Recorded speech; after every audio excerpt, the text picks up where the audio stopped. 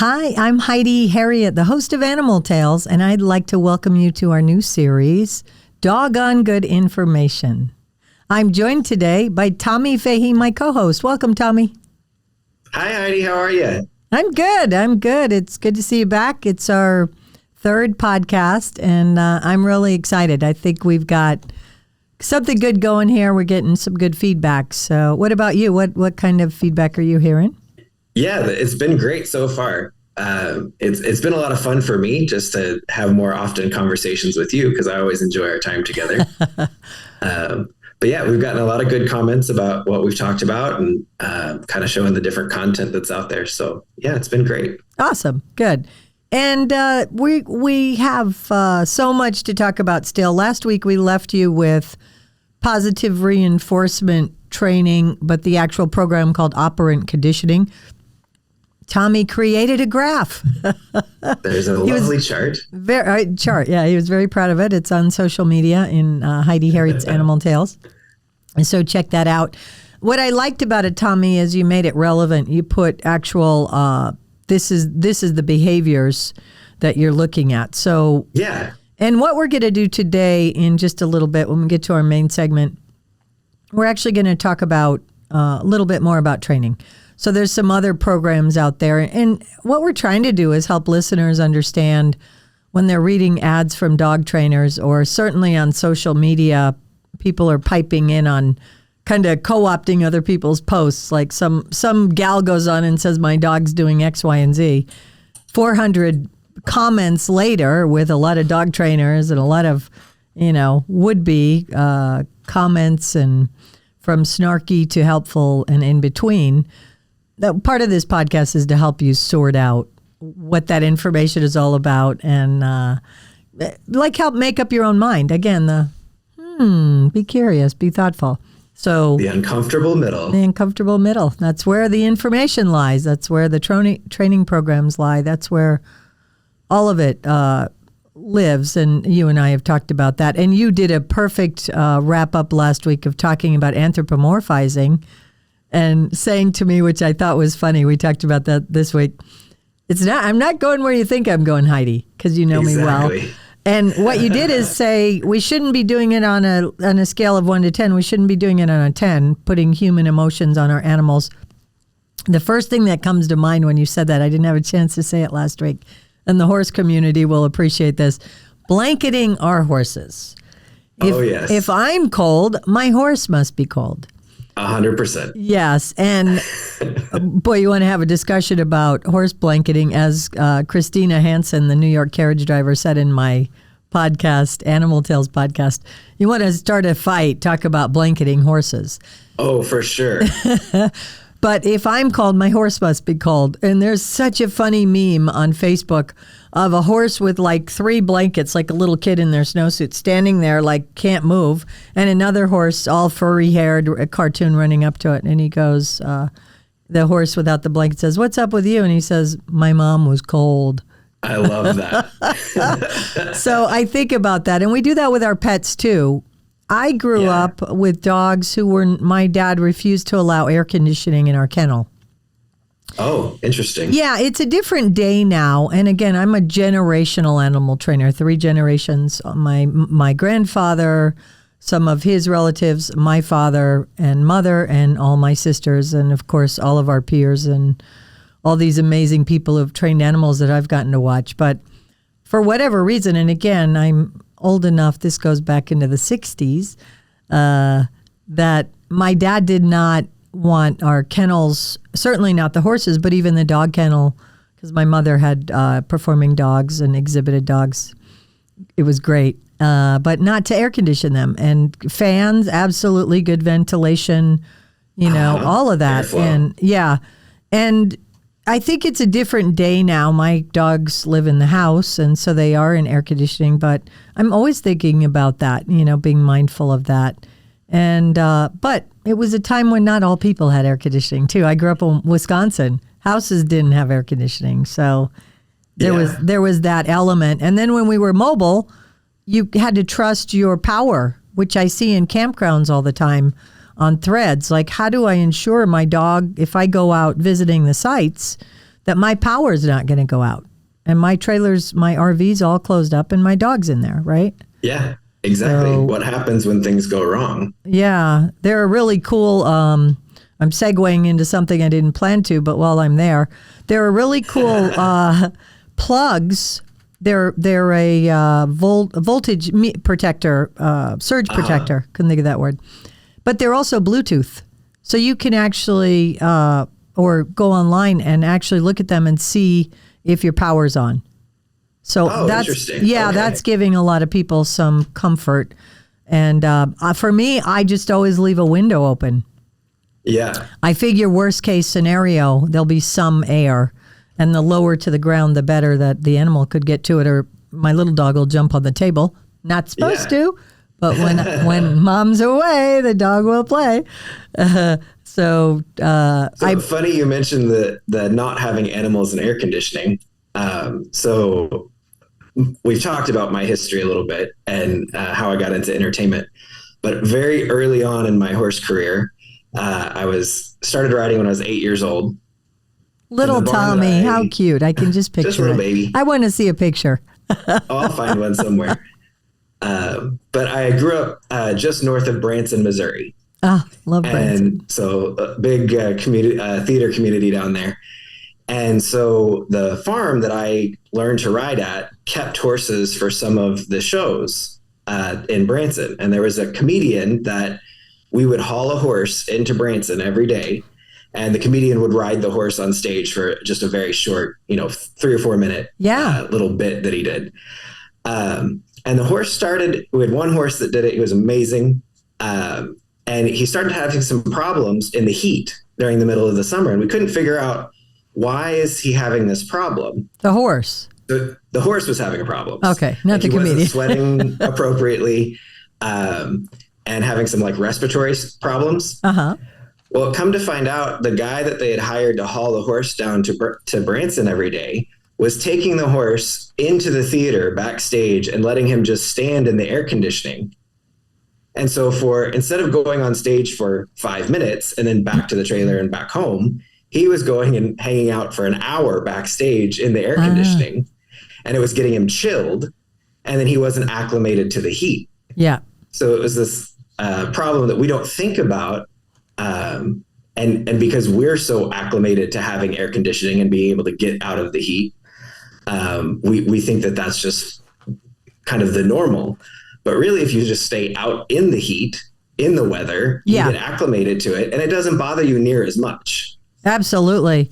And it's a great story, Tommy. I didn't know that. And I kind of just went way off track with my intro, but it is an important thing. And with dogs too, again, my new dog Otis is the standard poodle that I just came to live with me. He's got a new home. He doesn't know anything. He's a riot. He's 3 years old.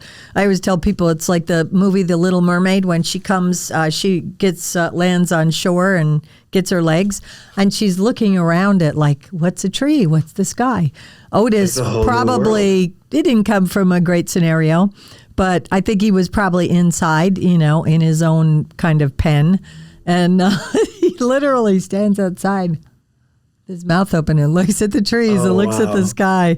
But he likes to hang out. I have a really nice deck. I have a great setup for dogs. We have a pretty good sized fenced yard, but not so big they could go hide. And so he likes to hang out on the deck, and I have a fan out there. Even the fan, he doesn't know what to think of it. But I'm just like, you're fine. I'm very matter of fact about that stuff. And that's some of the stuff we'll talk about in dog training, because people get too tentative. And he's really bouncing off of my energy now. Like, are you sure, Heidi? I'm fine. You're fine, Otis. Really? Okay. I don't know, Heidi. Okay. That's kind of where his head's at. But it's better than just fleeing and, he's inquisitive. I'm making him inquisitive. And that's exactly like, wow, what is that? Instead of like, oh, God, what is that? But he likes to hang out on the porch. So I put the fan on, and I'm in Florida. It's been very warm, too warm for my taste, but I can't complain. We're full of visitors because the weather's 80 degrees and gorgeous. But you can come to Missouri if you want. I love Missouri, except in the summer.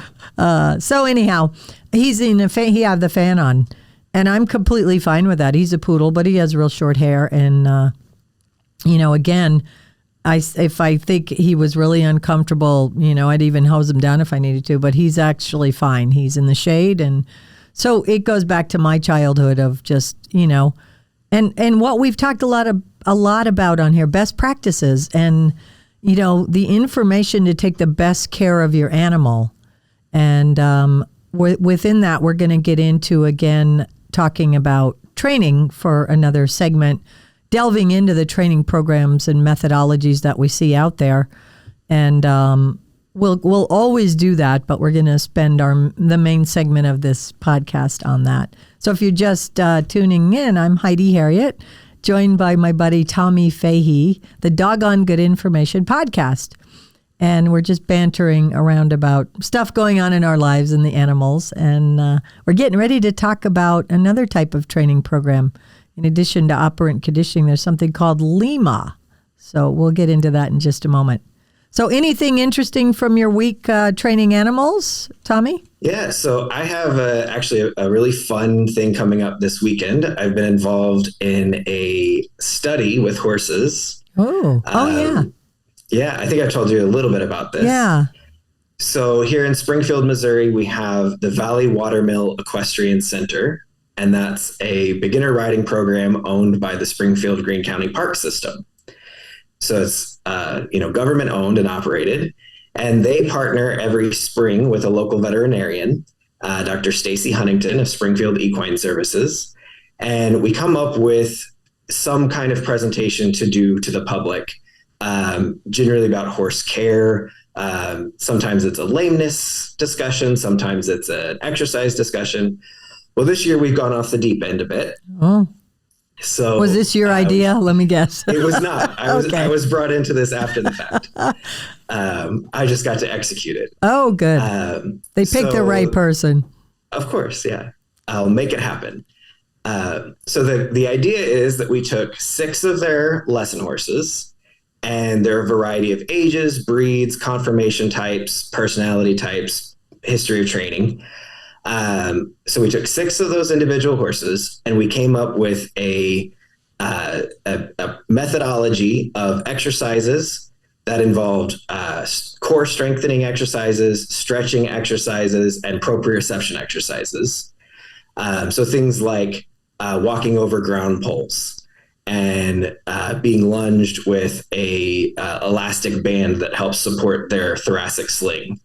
That was a mouthful. The big science terms, right? Yeah. And then everybody's heard in the horse world of the carrot stretches, where you ask the horse to come around and get a treat. So our concept was, if we do this, in a methodical approach, can we see any actual improvements and actual changes? So we took the 6 horses starting January 1st. And so 3 days a week, Monday, Wednesday, Friday. They each did 22 behaviors, and then we scored those behaviors and tracked every day their individual scores. And we did it over 10 weeks. So we just finished last week, and we present to the public Saturday. So what we came up with were over 4,000 data points that we tracked about these individual horses. And then observations from the instructors that are using the horses in the program, and then the veterinarian that's working along with us, evaluating their progress as we go. And it was really interesting, some of the stuff that we came up with, some of the data points that we tracked. So all of the horses, for about the first 3 to 4 weeks, it was chaos. There was no real progression. It was sort of all over the place. Some improved on some things, some didn't. But it was January in Missouri. The weather is all over the place. Yeah. We had warm days, we had cold days. So we tracked the weather. And we started finding correlations between extreme weather changes and then their ability to do the work that we've asked them to do. So a lot of them became less flexible on really cold days, which makes sense. Yeah, works for me. Right? Yeah. But then we had a Norwegian Fjord, which is a little pony breed. Yeah. They're built to be in cold weather. She was affected not by cold temperatures, but just extreme fluctuations. Wow. Interesting. So, yeah. If it got cold and stayed cold, she was fine. No problem. But if it changed quite a lot, then we had a lot of problems. And then we had another young horse. He's the youngest in the study and the least trained. And he's an Arabian saddlebred cross. Oh. So he's a little hot. I would describe him as fearful. His whole world outlook is, oh my God, what's that? Yeah. Ah. So yeah, he actually made the most progress out of all of the horses because he started off just worried about the entire world. Was scared to just be in the barn. Mm-hmm. But he was also the most affected by external stimulus. So weather changes, changes in his handler.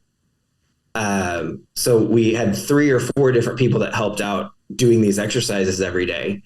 And when it was a new person, he didn't do as well. And then there was a day where it was raining with a lot of wind, and it was just kind of a general thunderstorm here in Southwest Missouri that we get. He absolutely refused to do the carrot stretches. Oh, interesting. It's just the treat did not have enough value for him to bother with the stretches. Yeah. So his scores kind of tanked on that day. But anyway, so we tracked these 6 horses over 10 weeks, found over 4,000 data points. And now I've made all these charts and graphs to kind of show the differences. And then on Saturday, what we're going to do is have the before pictures and videos of their behaviors and then their confirmation photos. And then we're going to show them live in person and show the changes that they've developed. Wow, that's really cool. Is this going to be, will this be online anywhere? Is there anywhere? We're not going to do it online. We're not that advanced in our technology at this point. But it is something I think in the future we may try to record because we do these every spring. Well, maybe even summarize it online at least. Yeah. And if so, I know you'll share that through Tommy Fahey Horsemanship, right? Correct. Okay. Yeah. So we will, cool. For sure, I'll get some pictures and videos, video clips from this weekend. And then we are trying to write it up as much like a scientific paper as we can. Sure. And then hopefully maybe somebody will pick it up and maybe expand on it and track it instead of over 10 weeks, maybe over, several years and see, what really affects horses. That's a great lead into going into our main topic, which is training. And you and I have been talking this week about which we have in the past, and we just turned it into a podcast. But training, and you just kind of ventured into that with the last horse you were talking about. And I just mentioned my dog Otis. So 3 years old, never been trained, doesn't know anything. So it's all a new experience, and I can either allow him to feed on his fear, or make that a new kind of fun or be inquisitive experience. I never thought of it in those terms. I was training a puppy last year. Oh my gosh, a little Pomsky, little beautiful white, looked like a miniature husky with blue eyes. Oh, cute. But really cute, indigo, and she was a board and train. And I've never had a dog that was so inquisitive just from the get-go. And I do know a little about huskies. I know they can be a little bit of and they like to talk as well. But instead of being forward, sometimes they'll stop and think. If she got confused about something, and I'd love to take credit for this, and I may have with the mom, I don't remember, but if she got confused, she would stop and think. She would sit herself down and cock her head a little. It was amazing. And I, of course, absolutely expanded upon that, So I want to talk about, get into the training. So last week we talked about operant conditioning, and it went along with my first pet peeve. We have a segment we call Pet Peeves. I train with positive reinforcement. And I always hear this, you heard my voice change. I can't help myself. I hear this emotional voice. Because I guess I'd want someone to show me how they could train only with positive reinforcement. Because in my mind, I'm seeing a dog that's taking, I have to start all my animals on a leash. If it's a horse, it's on a lead rope and a halter, and I walk it, and it has to walk with me, stop with me, move with me, turn with me. That's the beginning. A dog, exactly the same thing. So Otis doesn't know anything. We go for a walk every day. God bless my husband who likes to walk. We go together, and Otis is learning so much. But I can tell you that I actually tug. I have pretty good hands because I'm a horse rider. So when I tug, it can be light. When I say tug and release, for me, it's like a finger as light as the tug of a reins on a double rein bridle. So in the horse world, we call it a half halt. There you go. So I call it a tug and release. even in the horse world, because as you know, I'm not formally trained. So that is a positive punishment. I'm adding stimuli, which is a tug, a consequence on the leash. So correct. I don't know anybody who doesn't do that. And to that extent, this week I was reading some posts. You want to be entertained or get frustrated, go on Facebook, right? So like I said, one person will post an innocent comment and 400 comments later, or post and 400 comments later. But one of the trainers who I kind of follow and I like, is like-minded to what I think, said, but wait a minute, putting a collar and a leash on the dog right there is creating compulsion. So I haven't talked to you about that, Tommy, but really caught my attention. So let's just review quickly operant conditioning, then we'll talk about the others. So give us the short version of your graph, Tommy. I'll try to do it quickly. So we have 4 quadrants: positive reinforcement, negative reinforcement, positive punishment, and then negative punishment. And the key things to remember are it's a scale right to left, positive or negative. Positive and negative do not mean good or bad. It's mathematical terms. Positive means add, negative means subtract. Okay. I love that. That's your scale left to right. Yep. And now you have up and down. So at the top of the scale, as we go up, we're trying to make it reinforced. We're reinforcing a behavior. We're making the behavior more likely. Going down the scale, we are trying to extinguish a behavior. So we're trying to make that behavior less likely to reoccur and have it go away and not come back. So what people get wrong there is we think it's good or bad. And then they hear reinforcement, which sounds good, or they hear punishment, which sounds bad. But you need to replace punishment with extinguish, because that's what we're trying to have happen in the behavior. Okay, great. And then maybe give one of the or two of the examples, please. Yeah, so we have what everybody likes to hear is the positive reinforcement. And let me just review and say there's nothing wrong with using positive reinforcement. Yeah, there's a time exactly. and a place. We're not saying that. It has merit. We're not saying don't use it. All we're saying is there's an entire scale here and a bigger spectrum of training called operant conditioning. Operant conditioning, which is a training methodology theory that, again, and I said this last week, I just want to cut in here. If you look up operant conditioning and you don't put down dog training, you'll see it applied to people because it's how we raise children. 100%. Yeah. So go ahead with some examples. That. How it was used on us. I was telling my mom about the podcast and discussing it with her, talking about operant conditioning. And this may give you a little insight into my psyche a bit. But she said, oh, yeah, I did that when you were kids. When you were in trouble, I would ask you, do you want positive punishment or do you want negative punishment? And it was really interesting, right? I could do positive reinforcement or I could do positive punishment. And so she would give us options in the way that she would handle whatever correction we I like hitting. That. That's good. So there's where the science started. Yeah. Okay, so as far as examples, though, of each of the quadrants, we have the positive reinforcement, which everybody likes, which is the dog does a behavior like sits and they get a treat or they get a good boy, something positive that they like. To the left of that, you have a negative reinforcement. Okay, so negative reinforcement means we're taking away a stimulus to reinforce the behavior.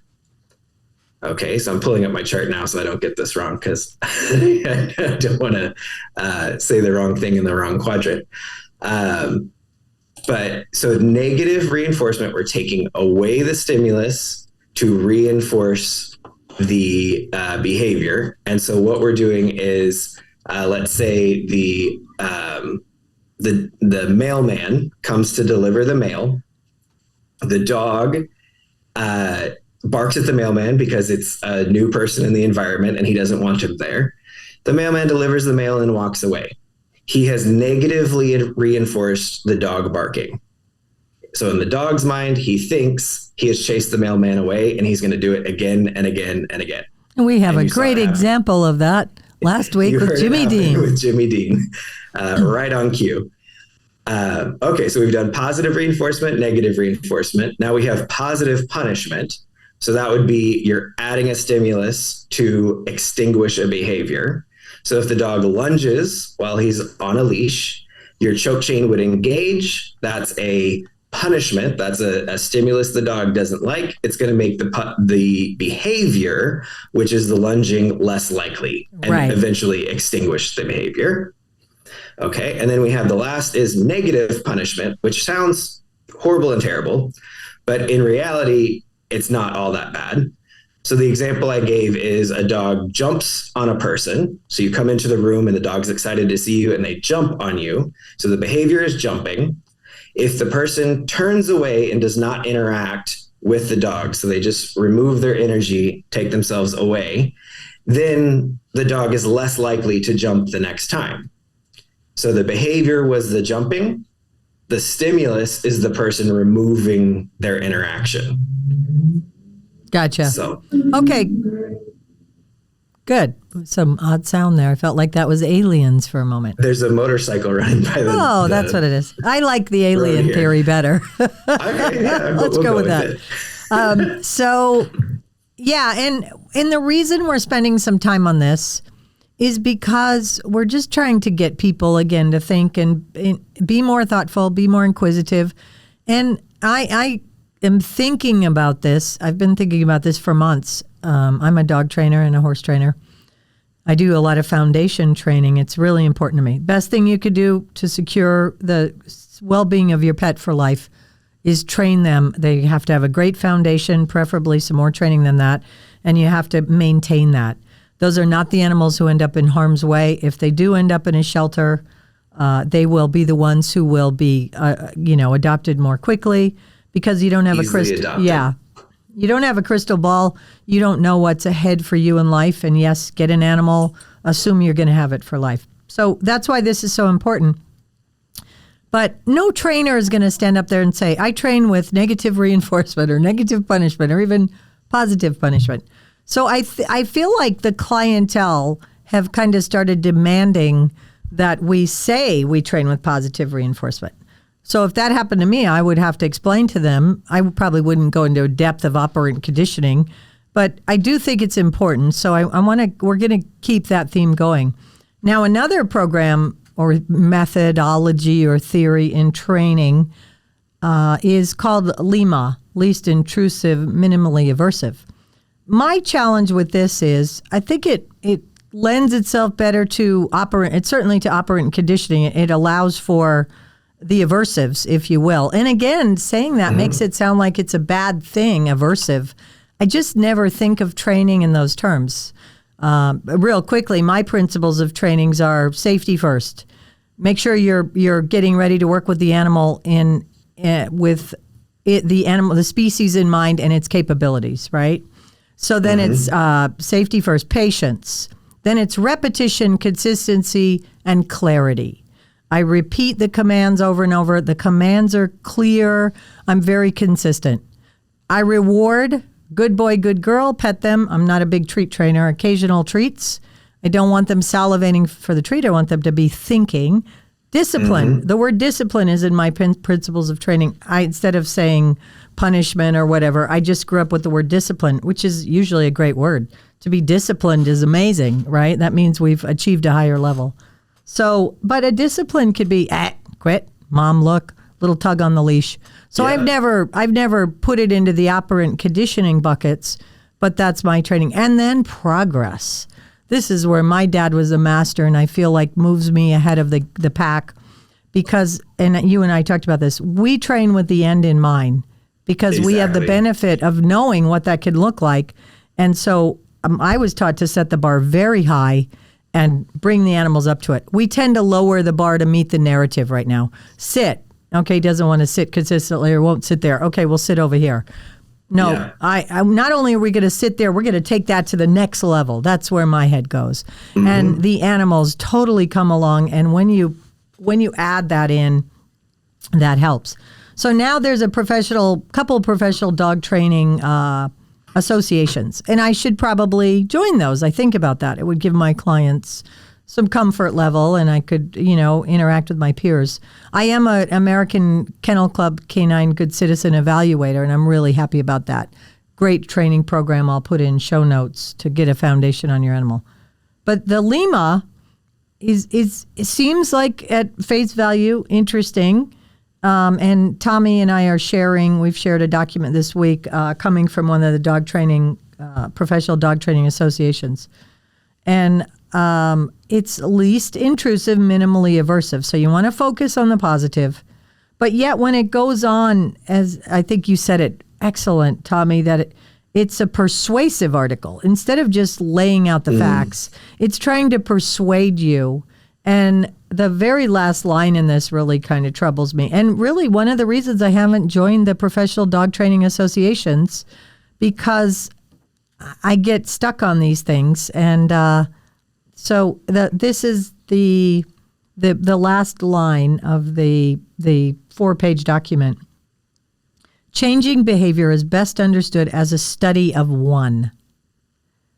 I guess I feel like I couldn't disagree with that more as I've thought about it over the week, because I think we base behavior on scientific studies and groups of animals going through studies or people or whatever it is.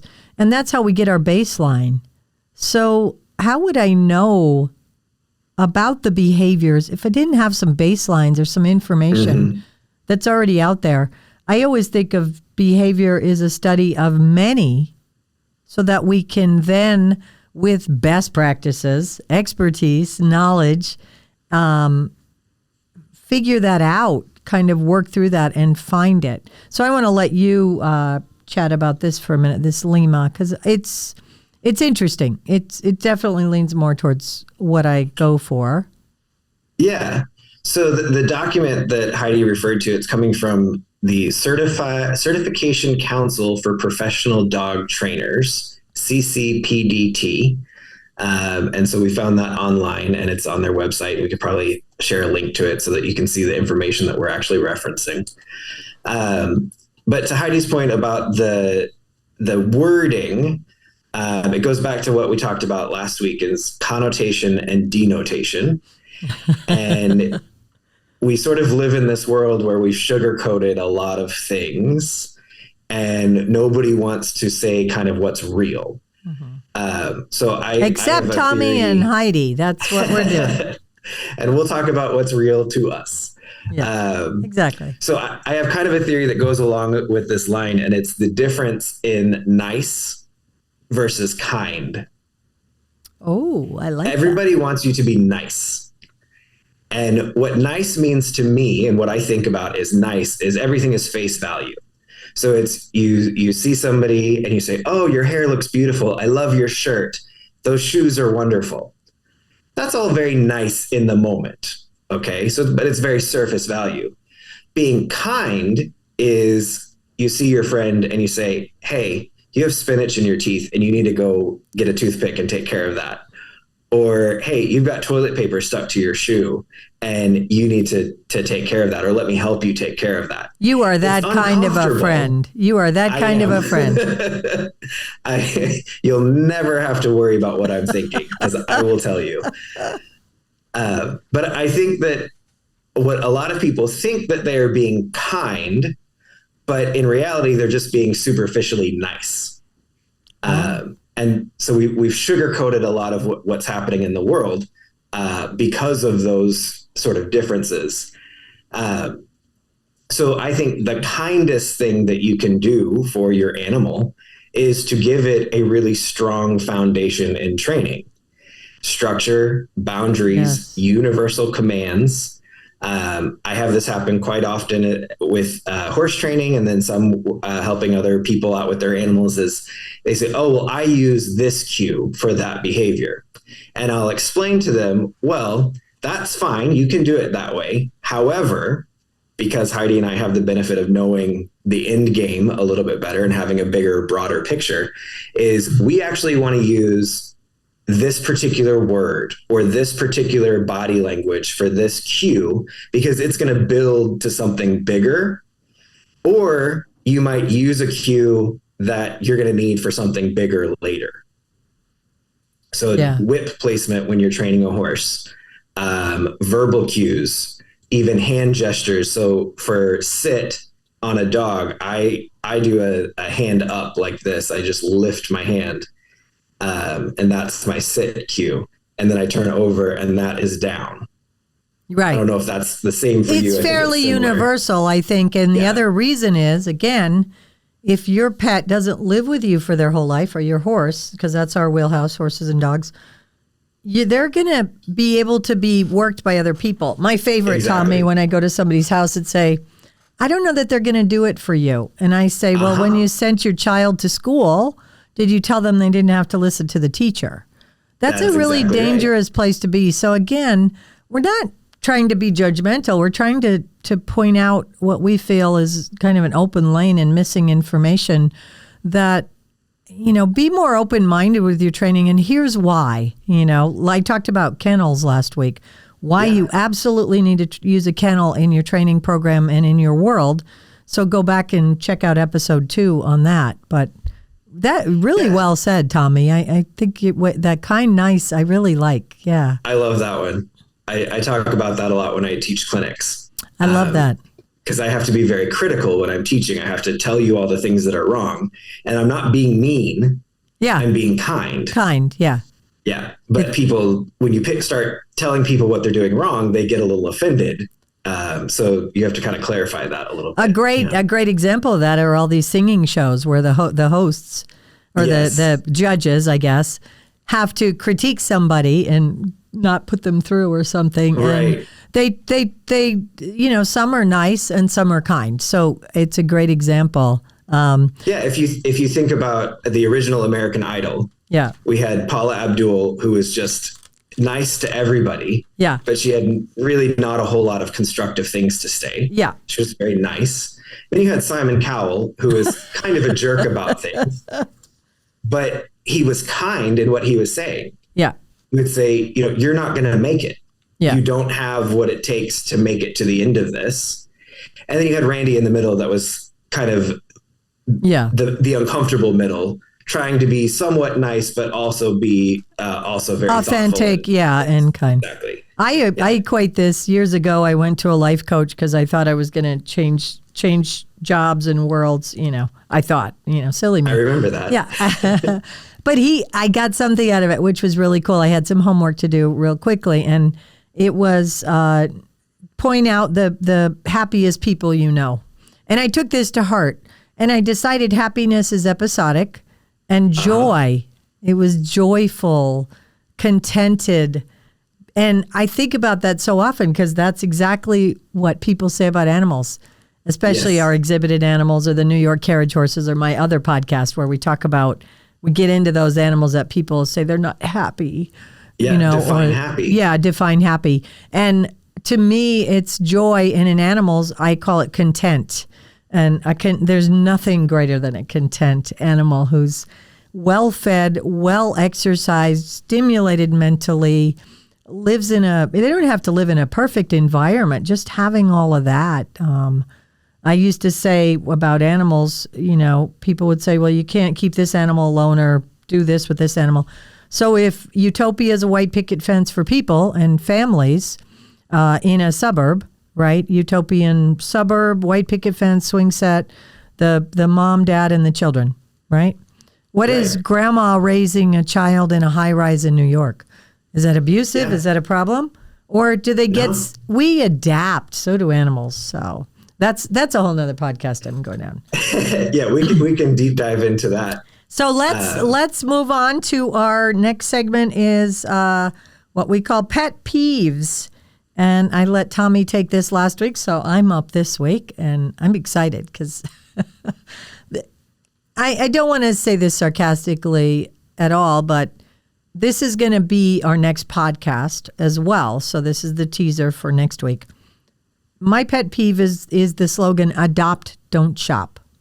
Oh, yes. This is deep. So again, there are a lot of reasons to help dogs that are in shelters or rescues, but there's so much more to that story.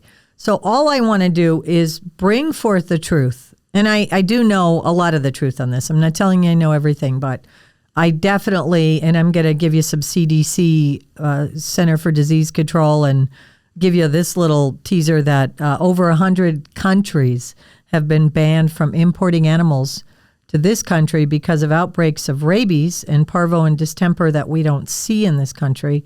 And most of those are imported into rescues and shelters. Mm. So you got to tune in next week. This is a huge topic. And again, it's never the animal's fault. We need to do what we can to take care of animals. But we need to stop creating scenarios that make it worse for animals. And people don't realize that's actually happening. So yeah, that's a short pet peeve, but it's a big topic that we're going to delve into next week. Well, along those lines, it's again back to the connotation, denotation. And when we talk about adopt, don't shop, you hear rescue. And, oh, he's a rescue. Everything. Define rescue. Yeah. Did you get that dog out of a burning building? Did you get it out of a flooded plane? Like, no, that's not what happened. Yeah. You purchased a dog from a company that maybe rescues or maybe shelters or maybe does these things. But they sell pets. Exactly. So that one gets me is he's a rescue. And by the way, I don't train those animals any different. I actually find if I get right into the program and get their attention, not in their face, but get their attention, get their brain, they come along so quickly because they're lacking leadership, and animals structure, need boundaries, consistency. So you can teach an old dog new tricks, and do not let that animal wait to get into the training program. Mm-hmm. So I kind of crossed over into a training tip. I took your area. That's okay. Far be it for me to do that, Tommy. All right, your turn. I do have a trainer tip for this week. Let's hear it. It actually feeds into that exact line. Well, good. Of course it does. Of course. So we talk about structure, boundaries, consistency, all of that. Routine and repetition.